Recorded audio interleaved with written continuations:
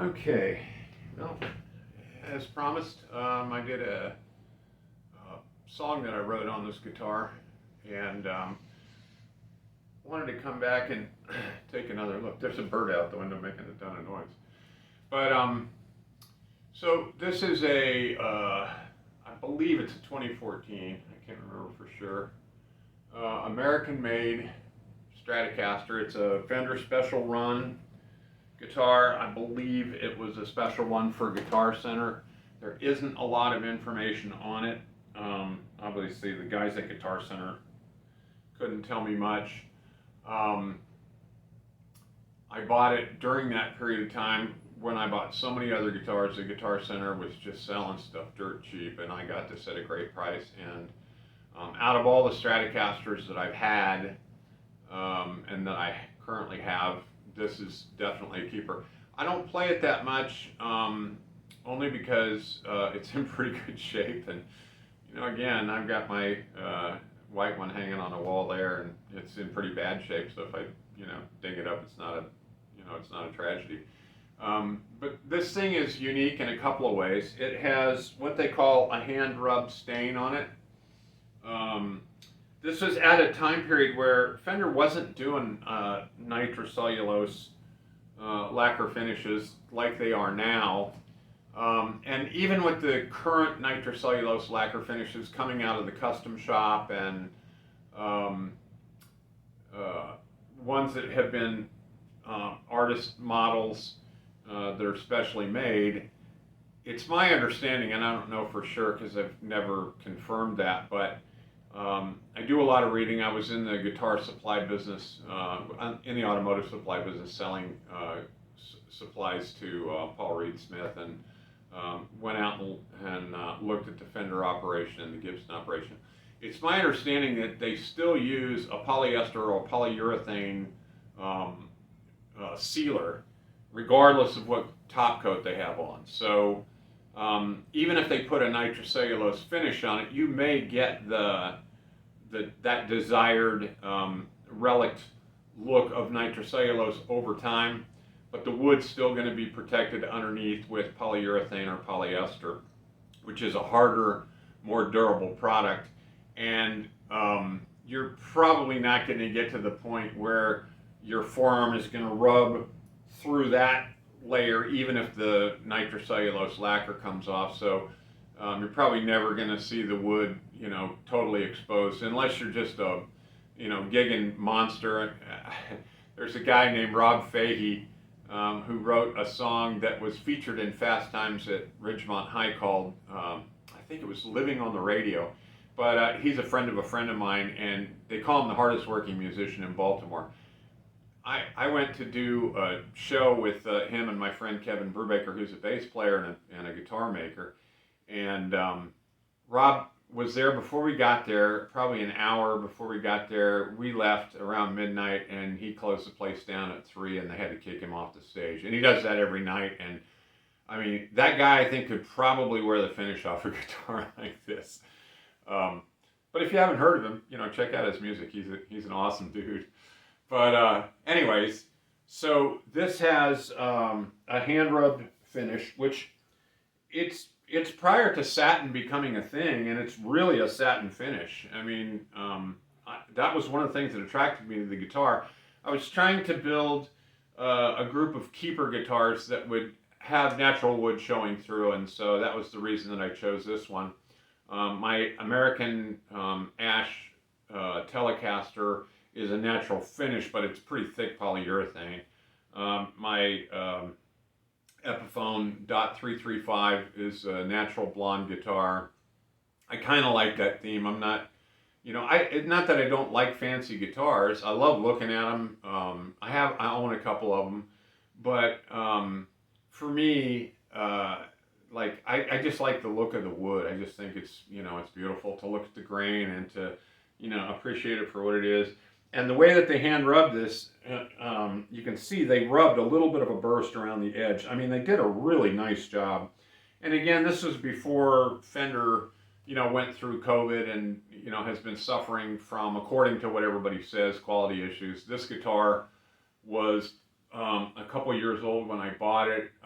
It was lightly used. It's got a couple of dings in it, but you know, the pick guard's already starting to yellow a little bit. The knobs are starting to yellow. Everything was white when I got it. So it is starting to show a little age. The neck has darkened up just a hair. It was like kind of bright white when I got it, and you know, so I kind of dig that. That's, you know, that's kind of natural aging on the thing. So it's nice. But that's the reason I chose this guitar. And then I didn't even know it when I bought it. Again, wasn't a big student of electric guitars until, you know, the last couple of years. It has these Texas Special pickups in it, and so when I started to research it, my wife wanted to buy me a Stevie Ray Vaughan model Stratocaster back when they first came out. I want to say it was maybe 98 or 99. I remember we were in a music store in Baltimore, and we moved from Maryland down to Florida in 99, so it was prior to that. We were in this place. They were selling for about $900 new, you know, had the upside down tremolo arm and gold hardware. I want to say it was close to $1,000, and I told her, I said, you know, that's a lot of money to spend on a guitar that honestly, I'm probably not going to get the value out of it myself. You know, I love the thing, and I kind of wanted to get it, but we ended up getting a Jimmy Vaughan signature Strat, which funny enough was a sunburst just like the Stevie Ray. And again, another one of those guitars that I loved and didn't know what I had. I'd still have it now if I had known enough about guitars to hang on to it. It was a really nice guitar, but it went to a guy that still owns it now, and he loves the thing, and it's, you know, it's a great guitar. But this was made in that time period, like I said before, you know, Fender got nailed with COVID, and you know, everybody in the world went through a real difficult time. Sure, Fender had their problems keeping people on and keeping people trained and being able to produce product with limited supply of parts. I know I started to build guitars in 2018, and in 2020 I was having a hard time getting stuff like truss rods and tuning keys, and you know, because of the pandemic. And then what happened, of course, is, as a lot of people know, is the guitar business exploded because there were a lot of people sitting at home figured, well, you know, I got a lot of spare time on my hands and nowhere to go because I don't want to be around other people. Let me learn how to play guitar. And I think that has tapered off. I think they had record sales by volume. So again, part of their problem was first they went from, you know, not being able to keep people and probably losing some people and supply chain issues, to the opposite, which is they were having to produce stuff at an astronomical rate of speed to keep up with market demand. So has been a period of time where I don't own any new Fender stuff, so I couldn't tell you what their quality is. I just hear it from a lot of people that I know that are in the industry that it has suffered a little bit, and you know, Fender will get it together over, you know, some period of time, I'm sure. But this is prior to that, and the quality of this thing is, I mean, it's got a little bigger frets than I'm used to. If I had my other Stratocaster, well, it's right here. It's got the more vintage, narrower, taller frets, which a lot of people don't prefer them, but honestly, I don't really care what frets I have. But if I was to walk into a place and pick something out, that's probably what I'd have. And again, when I bought this guitar, I wasn't, you know, I was used to playing acoustics, you know, specifically Martins. And Martins have very small, narrow frets. So, you know, to me, those were always comfortable in my hand. And I'm not I guess shredders like the bigger, fatter frets because they can play faster. That's not me by any means. The other thing that this guitar has is it's got a loose knob. Guess I got to tighten that down, or a loose pot. It has the grease bucket tone circuit, and the way Fender described that, along with the Texas Special pickups, was that was what Stevie Ray Vaughan had in his own guitar, and when they spec'd out the Stevie Ray Vaughan model, that was a design that they had. So what it does is, when you roll the tone knob off on this guitar, according to Fender, and my ear is probably not good enough to really hear it that closely. I don't play with much tone. I'm always at about a 4, 5, 6 on tone because that's just the sound that I like. But when you roll the tone off on the grease bucket circuit, what you get is you get a nice roll off of the treble side of the sound response, but you don't get added bass. A lot of circuits, when you roll it off, the way they're set up with the capacitor is that it actually adds bass in, and so you get kind of a real wide gap or a range between rolling the tone off a little and all of a sudden having a real bassy sounding guitar. So this circuit was designed to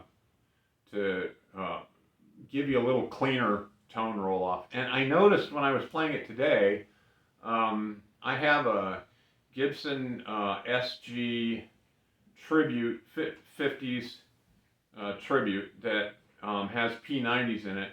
I'm going to do a video on that one. I bought it about 5 years ago and took it out of the case. I have only ever played it to put strings on it. Took it out of the case to do the video about a week and a half ago, and one of the P90s was dead.